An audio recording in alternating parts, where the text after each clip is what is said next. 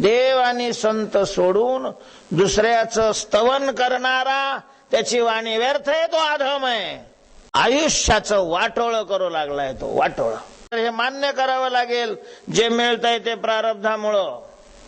कुणाच्या थोबाडाला लोणी चोळल्यामुळं मिळालंय असं वाटत असेल तर तो आमचा भ्रम आहे, भ्रम. तेव्हा नाराज संतांच्या वाङ्मयावर विश्वास ठेवावा आणि प्रयत्न करावा. चांगलं नाहीये ते.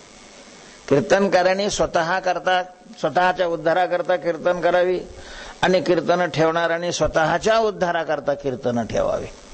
ऐकणाऱ्यांनी स्वतःच्या उद्धाराकरता ऐकायला यावं, सहकार्य करणाऱ्यांनी स्वतःच्या उद्धाराकरता आणि देवाची सेवा म्हणून करावं.